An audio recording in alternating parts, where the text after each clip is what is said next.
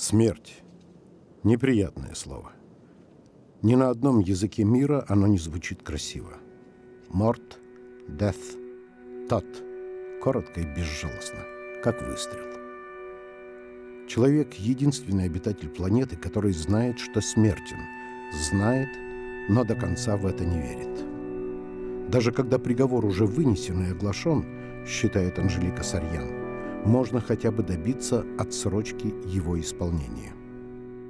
Почему-то принято считать, что мы смертники. Неправда. Я хочу сказать, что многим людям можно помочь и нужно помогать, потому что жизнь дается одна, и все хотят прожить ее качественно, чего-то достигнуть, побыть подольше со своими детьми, внуками и так далее. Правда же?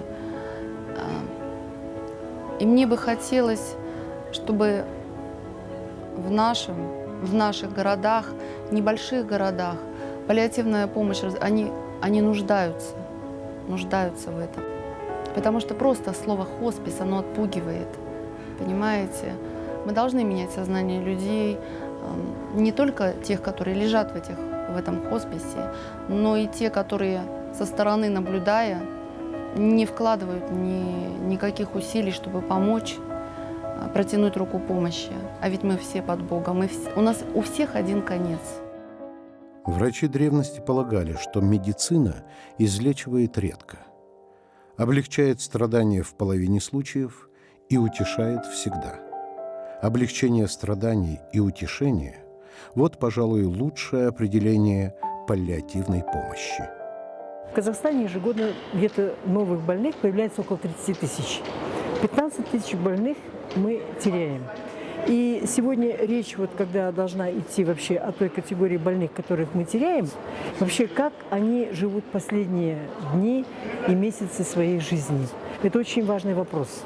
И из них эта паллиативная помощь – это не просто помощь уходящему человеку. Это реализация права человека на получение качественных медицинских услуг, которые обеспечивают ему качественную жизнь до конца. То есть это надо четко понимать. И в этом плане у нас еще есть проблемы. Задача в целом паллиативной помощи – это, как говорится, не увеличить продолжительность жизни этих пациентов, не сократить продолжительность жизни, но улучшить качество жизни. Чтобы человек не просто не страдал, но он воспринял смерть как естественный процесс. Потому что все мы смертны, и все мы когда-то умрем. И это не должно быть трагедией в жизни человека. Он просто должен быть готов к этому, он должен быть подготовлен к этому. И одна из задач нашей службы – это тоже подготовить человека к этому. Это глобальная проблема, обширная проблема нашего государства. Нужно больше хосписов, больше врачей. Само направление паллиативной помощи нужно развивать, чтобы это было как целая наука, как терапия, как хирургия, также и паллиативная помощь. И это не так известно в нашей стране. Я думаю, если бы это было более гласно, тогда бы, может быть, было больше волонтеров, больше желающих. Так я уверена, таких волонтеров очень много, которые хотят помогать, но не знают как, не знают, куда обратиться. Люди, у которых есть возможности, время, просто прийти, просто помочь. Их очень много. Это не дом смерти, как ошибочно полагают многие люди. И приходят сюда не умирать, а жить до последнего. Ведь задача хосписа – дать достойную жизнь до конца, облегчить боль физическую и уменьшить душевные страдания. Здесь работают с живыми людьми, только они умирают раньше. Вернее, уходят. Так говорят про своих пациентов врачи и медсестры, последние попутчики на жизненной стезе неизлечимо больных. Приходя сюда на работу, врачи и медсестры обязуются в своем тяжком каждодневном труде придерживаться 16 заповедей хосписа. Вот некоторые из них. Если пациента нельзя вылечить, это не значит, что для него ничего нельзя сделать. И то, что кажется мелочью и пустяком в жизни здорового человека, для наших больных может иметь огромный смысл. Пациент ближе к смерти, поэтому он мудр. Узри его мудрость. Ты должен принять от пациента все, вплоть до агрессии. Прежде чем что-нибудь делать, пойми человека, а прежде чем понять, прими его. Если бы была дома, я бы дома была. Я здесь одна дочка, у меня дети в России. Поэтому пришлось прийти сюда. Ой. Что еще искать? Хорошо, все приятно. Бывает, конечно, может быть, я где-то сорвусь в каком-то слове. Или девочки, это же адское терпение надо иметь, ухаживать за нами. Либо он тупоумный, либо он недвижимый. А у нас тоже бывает каприз.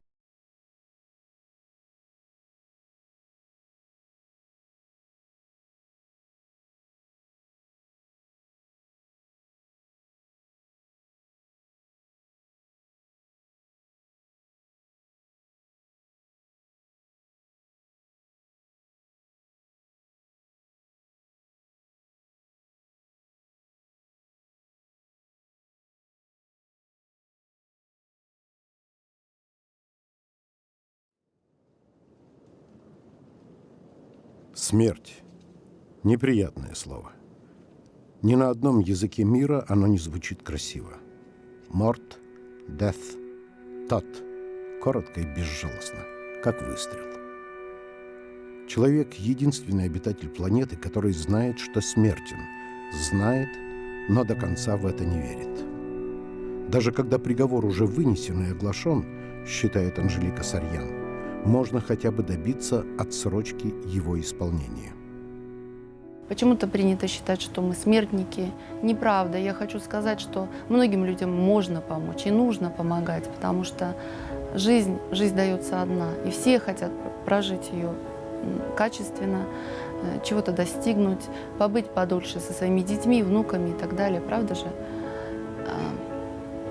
И мне бы хотелось, чтобы в наших городах, небольших городах, паллиативная помощь, они нуждаются в этом. Потому что просто слово «хоспис», оно отпугивает, понимаете? Мы должны менять сознание людей, не только тех, которые лежат в этом хосписе, но и те, которые со стороны, наблюдая, не вкладывают никаких усилий, чтобы помочь, протянуть руку помощи. А ведь мы все под Богом, у нас у всех один конец. Врачи древности полагали, что медицина излечивает редко, облегчает страдания в половине случаев и утешает всегда. Облегчение страданий и утешение – вот, пожалуй, лучшее определение паллиативной помощи. В Казахстане ежегодно где-то новых больных появляется около 30 тысяч.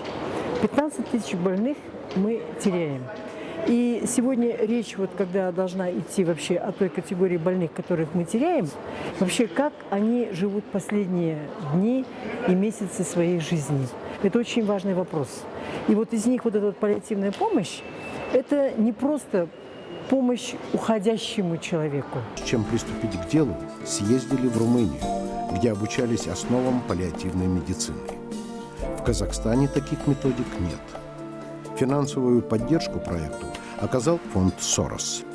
С тех пор добровольцам удалось охватить всесторонней помощью около 40 тяжелобольных людей. Сейчас у бригады 18 пациентов. На большее число просто не хватает сил.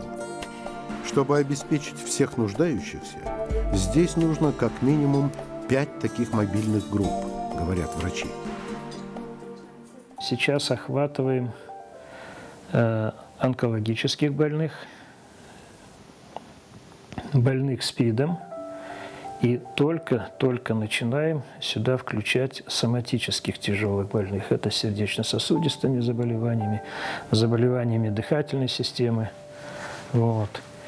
И мы также только начинаем подключать еще детей. Вот. Тут, как говорится, очень широкий широкая область работы. В первую очередь все-таки необходимо финансирование. Любое дело, любая работа требует затрат. И здесь тоже затраты и немалые затраты финансирования на лекарственные препараты, на средства ухода, тот же самый транспорт. Допустим, на сегодняшний день мы обслуживаем пациентов, ездим, это вот на моей, как говорится, личной машине. Мы пока транспорта не имеем.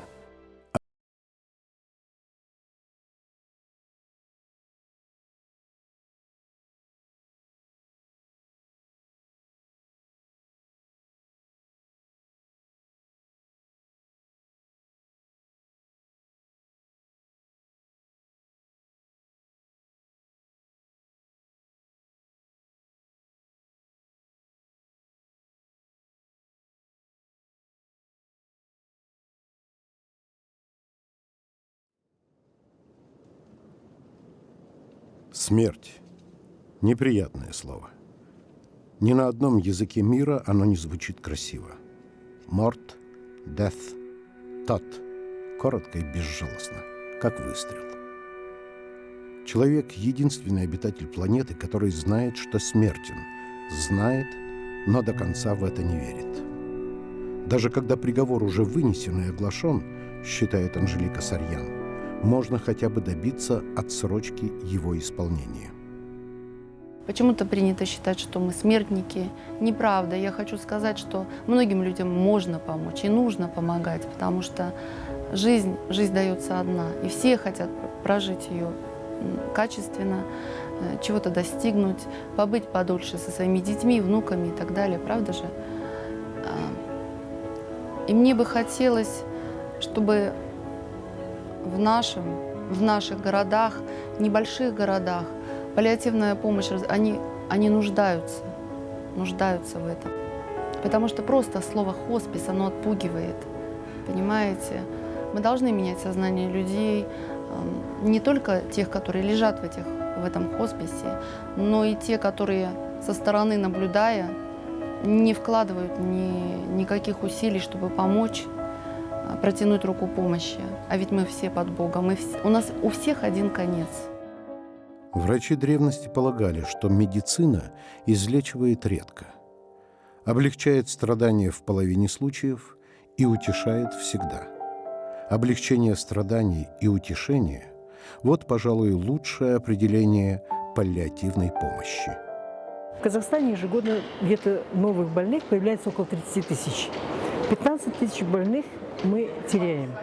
И сегодня речь, вот когда должна идти вообще о той категории больных, которых мы теряем, вообще как они живут последние дни и месяцы своей жизни.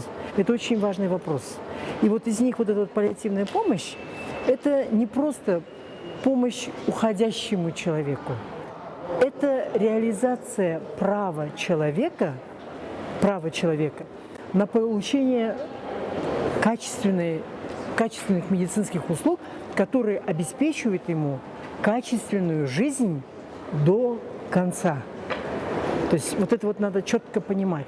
И в этом плане у нас еще есть проблемы. Задача в целом паллиативной помощи – это, как говорится, не увеличить продолжительность жизни этих пациентов, не сократить продолжительность жизни, но улучшить качество жизни. Чтобы человек не просто не страдал, но он воспринял. И у меня отказал весь организм. То есть у меня перестали ходить ноги, двигаться руки. Двигались только глаза и немножко рот. У меня упали лейкоциты уже до такого полусмертельного такого состояния. Пульс не прощупывался. Мамочка находилась около меня постоянно. Она была руками, ногами, нянькой, сиделкой, я не знаю.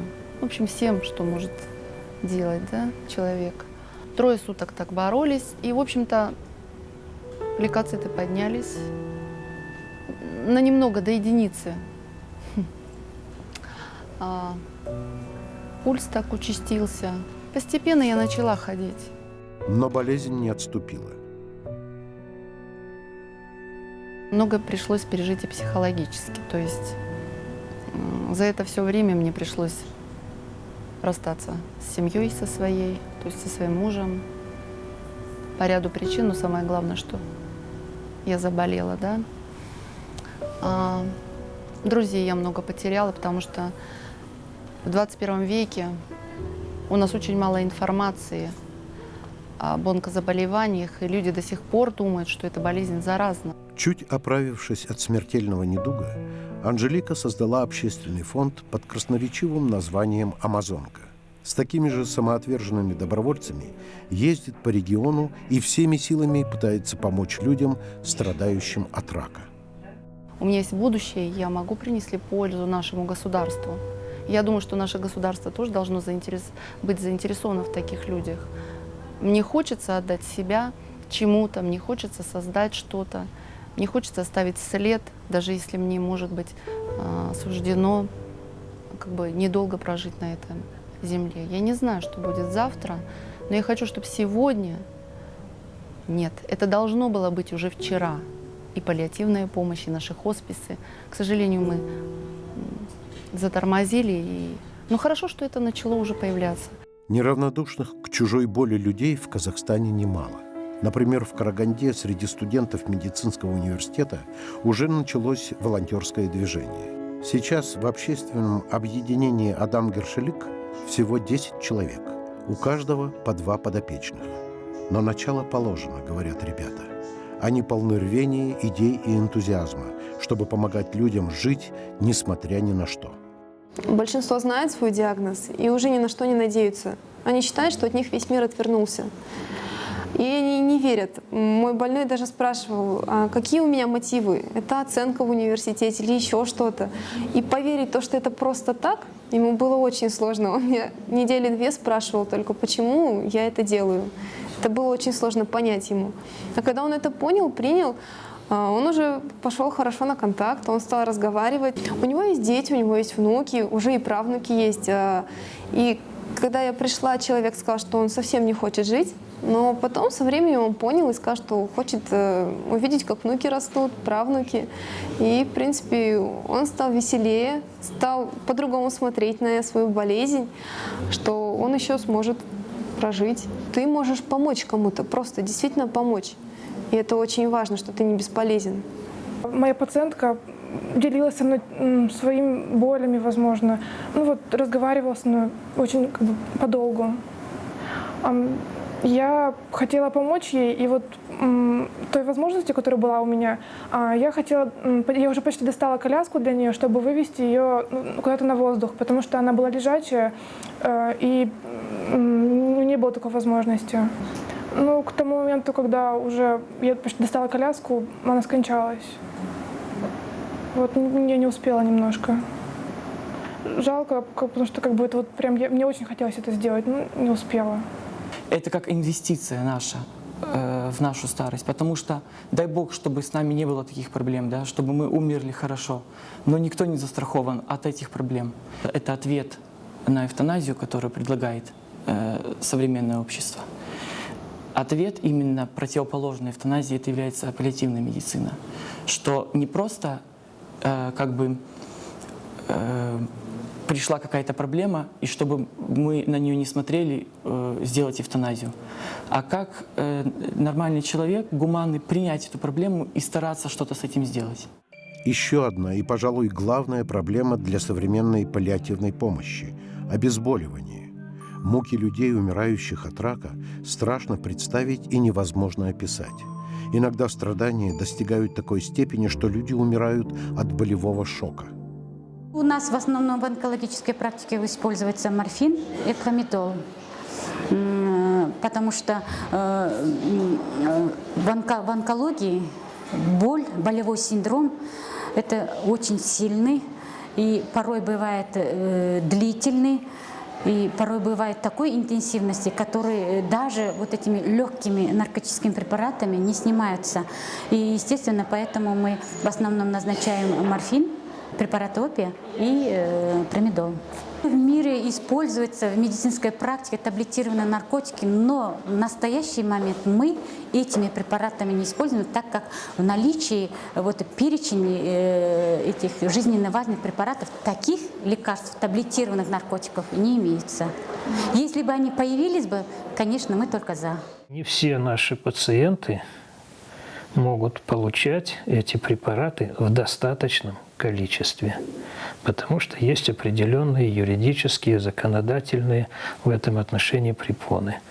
То есть как бы в плане борьбы с наркоманией здесь захватили и медицинскую сферу совершенно необоснованно и резко ограничили применение вот этих препаратов, в которых очень нуждаются наши пациенты. Есть, к сожалению, больные, которые жалуются на то, что я сказала, что у них не могут получить качественных препаратов обезболивающих, наступают перерывы в поставке этих препаратов, и то количество препаратов, которое им отпускается, оно им не хватает. У нас есть такой пациент, который получает 20 ампул промедола, и ей это хватает на 2 дня.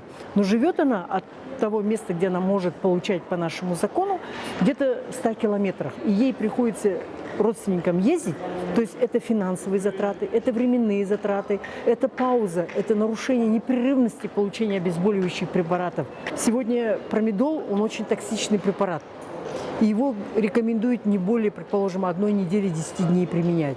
И в то же время сегодня есть препараты, как морфин, таблетированный, длительного действия 3-го поколения. Есть обезболивающие пластыри, которые действуют 72 часа. Действие такого пластыря на себе испытал Ашамхан Ауежанов. У него рак легких, 4-я стадия. Врачи развели руками и выписали домой. И тогда началась боль. В сутки приходилось делать по 3-4 укола морфина, но и они не всегда помогали. Обезболивающие пластыри Ашамхану Рамбековичу принесли волонтеры Темиртауской команды проекта «Паллиативная помощь на дому». Им препарат подарили их зарубежные коллеги на одном из семинаров. И вот результат. Когда меня выписали из больницы, и вот вдруг появляется и говорят, мы вот новый коллектив.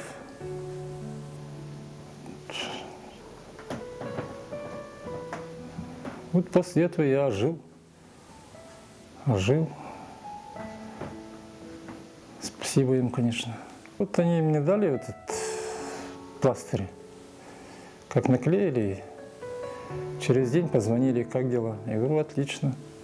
Вот этим пластырем сейчас вот. Сейчас в основном мне рука чуть-чуть ноет, а так нога все прошел, поясница, все нормально сейчас. Хожу, гуляю. Да это вот, я же говорю, вот левая сторона все полностью болела. До экрана не дойду, здесь отдохну, потом дойду. А сейчас я могу до Комсомольца идти. Вот я даже недавно съездил в Кустанай. Раньше до этого боялся ехать туда. А сейчас вот после этого вот лечения, вот пластыря, на поезде чувствовал себя. Объездил весь Кустанай, родственников. Все довольны. 7 сентября 2012 года на Международный форум по паллиативной помощи в Астане собрались ведущие специалисты паллиативной медицины со всего мира. На этом съезде все они приняли резолюцию, где говорится о том, что паллиативную помощь необходимо считать неотъемлемой частью медицины. В каждой стране должны быть приняты национальные программы и законодательно закреплены условия для полноценной работы такой службы. Нужно признать паллиативную помощь и купирование боли фундаментальными правами человека, способствовать выделению ресурсов для организации стационарных хосписов и хосписов на дому, оптимизировать национальные законодательные базы, чтобы сделать опиоидные анальгетики более доступными для смертельно больных людей, обеспечить надлежащую подготовку работников здравоохранения в рамках высшего образования и курсов повышения квалификации, а также вовлекать все заинтересованные стороны, в том числе и НПО, в развитии паллиативной помощи. So to try and compare a developed nation like the United Kingdom with a less developed nation like Kazakhstan. В Великобритании, например, всю систему паллиативной помощи финансирует государство. Вообще, в Европе эта служба очень хорошо развита. Есть, конечно, страны, где этого понятия вообще нет, и это не делает им чести. Казахстан еще только в начале пути, но фундамент заложен. Есть немало добровольцев, которые хотят продвигать паллиативное направление в медицине и не жалеют для этого сил. Совместно с Высшей школой общественного здравоохранения Казахстана мы разрабатываем стандарты паллиативной помощи в вашей стране, основанные на принципах Всемирной организации здравоохранения. Мы готовим рекомендации для правительства и очень надеемся, что этот документ будет рассмотрен. Чем выше уровень развития государства, тем больше оно обращает внимание на паллиативную помощь. В Великобритании это движение началось с помощи онкологическим больным и достаточно давно. И на базе создания паллиативной помощи в онкологии было создано вообще движение паллиативной помощи, которое охватывает практически все нозологии, практически всю медицину. У нас в России и на постсоветском пространстве идет еще становление этого направления. И оно требует серьезной государственной поддержки, вовлечения всех заинтересованных лиц, вовлечения неправительственных организаций, негосударственных организаций.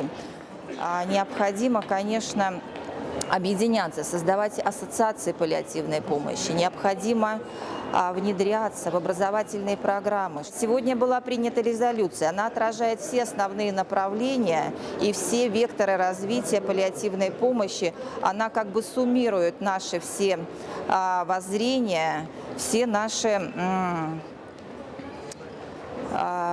мнения отдельных специалистов по этому вопросу. Я думаю, что вот именно направление работы в 3 направлениях поможет и Казахстану развить эту систему паллиативной помощи. Это прежде всего работа в образовательной сфере. Второе – это работа по доступности опиоидов, обеспечение ее. И третье – это повышение информированности населения. Конечно, все это должно быть основано на государственной политике и должна быть законодательная база. Для нас паллиативная помощь является одним из приоритетных направлений. Ежегодный бюджет, выделяемый на именно поддержку, не очень большой. Но тут, наверное, как раз тот случай, когда даже не очень большими средствами можно сделать очень многое. Самое, наверное, главное, что двигает это направление в нашей стране, это не количество выделяемых нами средств, а то, что есть энтузиасты паллиативной помощи, которые активно продвигают это направление. И мы, конечно, стараемся сделать все возможное, чтобы оказывать им какую-то поддержку. И я полагаю, что вот именно государственный социальный заказ – это то реальное действие, которое может государство сейчас предложить для развития этого вида помощи именно в том варианте, о котором мы говорим, паллиативная помощь на дому.